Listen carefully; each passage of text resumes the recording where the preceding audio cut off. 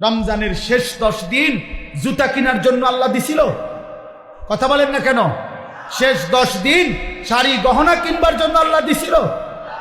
তো আল্লাহ তো ডাকলো মাগফিরাত নাও, আল্লাহ তো ডাকলো রহমত নাও, আল্লাহ তো ডাকলো নাজাত নাও। একটা পূর্ণ রমজান গেছে, আল্লাহ ডাকতেছে মহিলাটাকে, হে আমার বান্দি রহমত নাও, মাগফিরাত নাও। শেষ দশকে আল্লাহ ডেকে বলে, আমার ইমানদার বান্দি নাও, জাহান্নাম থেকে মুক্তির পরওয়ানা নাও। আর ওই নাফরমান নারী, ওই বেহায়া নারী বলে, এই মাওলা, তোমার জান্নাত আমার লাগবে না, তোমার নাজাত আমার লাগবে না, তোমার এডি তুমি রাখো, আমি জুতা কিনতে যাইতে আসি, আমি মার্কেটে যাই জুতা কিনতে। মনে রাখিস তোরে জুতা দিয়া ফিটবে, জুতা দিয়া, জুতা দিয়া ফিটবে, জুতা দিয়া বললাম। বেহায়া নারী মনে রাখিস, তোরে জুতা দিয়া ফিটবে, তোরে ফেরেশতা জুতা দিয়া ফিটবে। কার আহ্বান প্রত্যাখ্যান করলা? রমজানের শেষ 10 দিন জুতা কেনার জন্য আল্লাহ দিছিল? কথা বলেন না কেন? শেষ 10 দিন শাড়ি গহনা কিনবার জন্য আল্লাহ দিছিল? তো আল্লাহ তো ডাকলো মাগফিরাত নাও, আল্লাহ তো ডাকলো রহমত নাও, আল্লাহ তো ডাকলো নাজাত নাও। তুমি কও না আমার এডি লাগতো না, আমার জুতা, আমার দরকার জুতা, আমার দরকার শাড়ি, আমার দরকার ফেয়ার অ্যান্ড লাভলি, আমার দরকার গহনা। আমি রাস্তার পুরুষ দেখাবো, আমি বখাটেরা রেডি হয়ে আছে আমার রূপ দেখার জন্য, যৌবন দেখার জন্য। এই জন্য অসভ্য মেয়ে নিজের শরীর প্রদর্শন করার জন্য সে নানা রঙের বাহারি সাজে সাজে। আরে নারী, ওই মেয়ে, কন্যা বোন, তুমি যদি বুঝতা যারা তোমারে দেখে তারা তোমারে উপভোগের কল্পনা ছাড়া, তারা জিনা ব্যভিচারের কল্পনা ছাড়া আর কিছু তাদের দিলে তোমার প্রতি জাগে না। এই ছাড়া আর কিচ্ছু নাই, এই ছাড়া আর কিছু নাই। দুশ্চরিত্র যুবক তোমাকে নিয়ে উত্তম কোনো কল্পনা করে না, উত্তম কোনো কল্পনা করে না। অতএব দয়া করে বন্ধু বলেন, নবীজি যখন দেখবে নামাজ নাই, রোজা নাই, জিকির নাই, তিলাওয়াত নাই, ফজরের নামাজ নাই, হালাল উপার্জনের কোনো খবর নাই, ঘরে টেলিভিশন, নাচ গান চলছে তো চলছে, চলছে তো চলছে, আল্লাহর কসম বন্ধু, নবীজি সাল্লাল্লাহু আলাইহি সাল্লাম চোখের পানি ফেলে দিবে আর হাসরের ময়দানে উম্মতকে বলবে, উম্মত, আমি সেই নবী, 23 বছর যেই নবী তোমাদের জন্য সারা রাতও আমি এশার নামাজের পরে দাঁড়িয়ে ফজরের আজান পর্যন্ত আমি চোখের পানি ফেলে তোমাদের জন্য আমি আল্লাহর কাছে মাগফিরাতের দোয়া করছিলাম। আমি সারা রাত কাঁদছি উম্মত, আমি পেটে 2টা পাথর বাঁধছি ক্ষুধার কষ্টে, আমি তায়েফের রক্তে আমার শরীর এই পরিমাণ রক্ত ঝরছে, আমার পায়ের জুতা পায়ের তালুর সাথে জমাট বাইধা আমার জুতা খুলতে পারছিলাম না।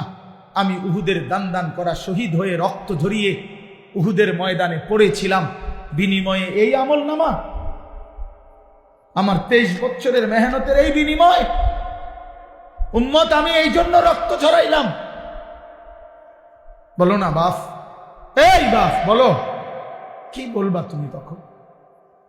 নবী যখন বলবে, উম্মত, কেমনে পারলা তুমি আমার 23 বছরের চোখের পানিকে এভাবে ফিরাই দিলা, আমার তায়েফের রক্ত এভাবে ফিরাই দিলা, আমার পেটে পাথর বাঁধা ক্ষুধার কষ্ট এভাবে ভুলে গেলাম? এটা কি আমল নামা নিয়ে আসছো?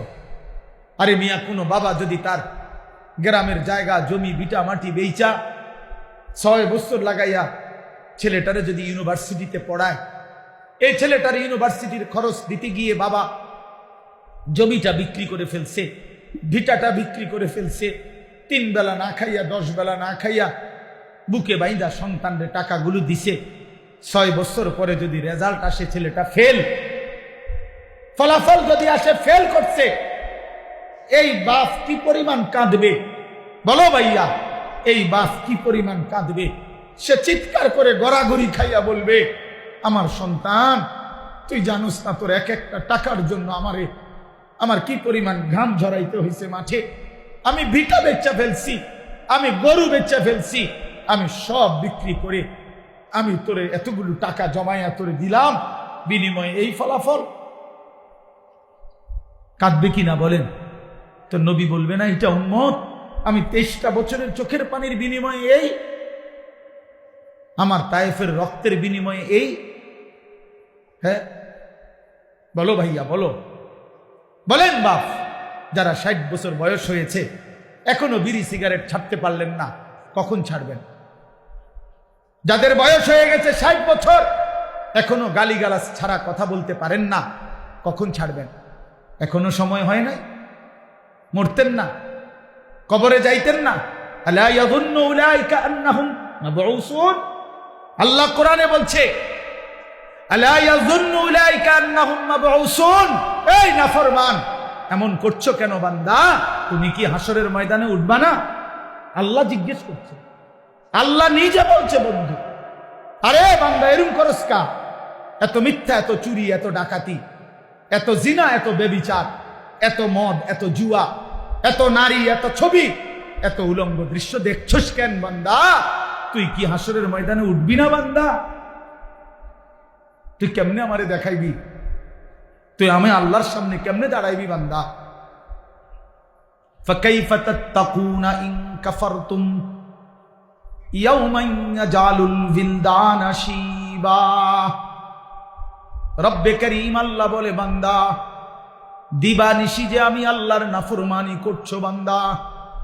আল্লাহ বলে, বান্দা আমি জানতে চাই বান্দা, এই যে দিবানিশি নাফরমানি করছো, ওই হাসরের দিন তুমি কেমনে বাঁচবা বান্দা? এই হাসরের দিন জানো নাকি বান্দা? একদিনেই তো দুঃখ, কষ্ট, যন্ত্রণা আর আযাবে। হাসরের একদিনেই কোলের বাচ্চা বুড়া হয়ে যাবে, বুড়া হয়ে যাবে। ফাকাইফা তাত্তাকুনা ইন কাফারতুম ইয়াওমান ইয়াজালুল বিলদানা শিবা। একদিনেই কোলের বাচ্চা বুড়া হয়ে যাবে। মানুষ বলে না যে এই একটা 15 দিনের এই যন্ত্রণায় আমার চুলটা পাইকা গেছে, বলে কিনা বলে? এই 3 মাসের বেদনায় আমার চুল পাইকা গেছে। রব্বে করিম বলে, আখিরাতের একদিনের যন্ত্রণায় কোলের বাচ্চা বুড়া হয়ে যাবে। অতএব বন্ধু আমার, আমি এক শব্দ মনে করাইলাম, একটা শব্দই মনে করাইলাম, ইয়া আইয়ুহাল্লাযীনা আমানু, হে ঈমানদার, হে ঈমানদার।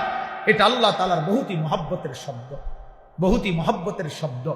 অতএব মা বোন, আমরা শুনেছি অনেক মা বোন, এই জন্য বললাম মায়েরা, আমি যদি আপনাদের সন্তানের বয়সী হই, আমি আপনার ছেলে বললাম, কোন বোন, আমি তোমার ভাই, আমি তোমারে বললাম বোন, তুমি রমজান মাস বোন আমার, আল্লাহর দোহাই, রমজান আল্লাহর দেওয়া। রমজানে আল্লাহ বলছে, বান্দা এটা আমি আমার সিজন, আল্লাহরও সিজন। এটা কিসের সিজন? আল্লাহ বলে, বান্দা এই মাসে না আমি আমার বেশি বান্দারে জাহান্নাম থেকে মুক্তি দেব, এই মাসে আমি জান্নাতি দেব আমার কোটি কোটি বান্দাকে। এই জন্য এই মাসটাকে আমি আলাদাভাবে ইবাদত দিয়া সাজাইছি। সিজনে ব্যবসায়ী অতিরিক্ত মাল উঠায়, কাপড় ব্যবসায়ী এখন আরো 40 লাখ টাকার মাল উঠাইছে, কারণ তার এখন সিজন। আল্লাহ তাআলা বলে, রমজান আমার বান্দাকে মাফ করার সিজন, জাহান্নাম থেকে মুক্তি দেওয়ার সিজন, জান্নাত দেওয়ার সিজন। এই জন্য আমি আল্লাহ রমজানে আরো অতিরিক্ত ইবাদত উঠাইলাম। গত 11 মাসের ইবাদত তো ছিলই, নতুন করে 1 মাসের রোজা নতুন ইবাদত দিলাম। ইফতার এটাও ইবাদত, সাহারি এটাও ইবাদত, 20 রাকাত তারাবি এটাও ইবাদত, শেষ দশকের এতেকাফ এটাও ইবাদত, শেষ দশকের বেজর রাত্রির সবে কদরের তালাশ এটাও ইবাদত। আল্লাহ বলে, বান্দা অতিরিক্ত আরো ইবাদত দিয়ে রমজানটাকে ইবাদত দিয়ে সাজাইলাম, কোরআন দিয়ে সাজাইলাম, সেজদা দিয়ে সাজাইলাম, নেকি। এবার যদি আল্লাহকে বলে, আল্লাহ ইবাদত তো বাড়াইয়া দিলেন, নেকি বাড়াইছেন নি, এটা কোন?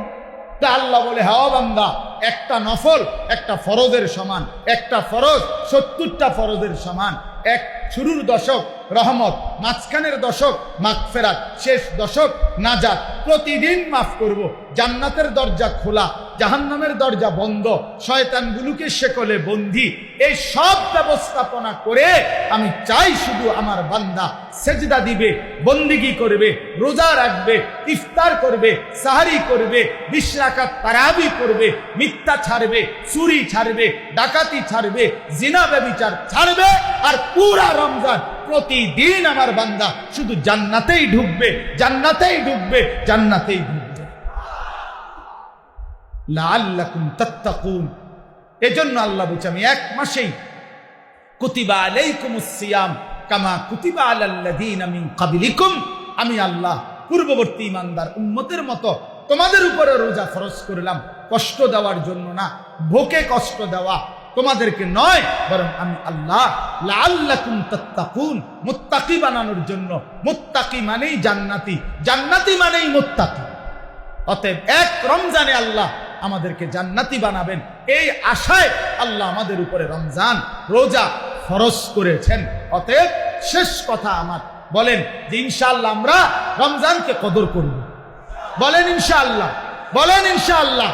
রমজানকে কদর করেন, রমজানকে কদর করেন। আমার বাপ হাসলেও মরে যাবেন, কাঁদলেও মরে যাবেন, সুখে থাকলেও মরে যাবেন, দুঃখে থাকলেও মরে যাবেন, রাজপ্রাসাদের অট্টালিকায়ও মরে যাবেন, জীর্ণ কুঠির কুড়ে ঘরেও মরে যাবেন। বন্ধু, কাজে আখিরাত ভুইলেন না, কবর ভুইলেন না। চলেন সিদ্ধান্ত নিয়ে গুনাহ ছেড়ে দিয়ে আল্লাহর ইবাদতে ডুবে আজকের শবে বরাত রাত্রিতেও আল্লাহর কাছে দোয়া করেন, কান্নাকাটি করেন, দোয়া মাফ চান, আর বলেন মাওলা রমজান পর্যন্ত হায়াত দেন, রমজানের রহমত মাগফিরাত আর নাজাত দিয়ে আমার গুনাহ মাফ করে আমার জান্নাতের সার্টিফিকেট দিয়ে দেন। আল্লাহ চাইলে দিবে, আল্লাহ চাইলে দিবে কিনা? এই জন্য আমরা ইনশাআল্লাহ রমজানকে কদর করব। আল্লাহ তাআলা তৌফিক দান করেন। আজকের এই বরকতময় মাহফিলে আল্লাহ তাআলা ভরপুর বরকত দান করেন। আগামী দিনেও এই মাহফিলকে আল্লাহ তাআলা কায়েম দায়েম করে দেন। আমিন। সুবহানাল্লাহি ওয়া বিহামদিহি। সুবহান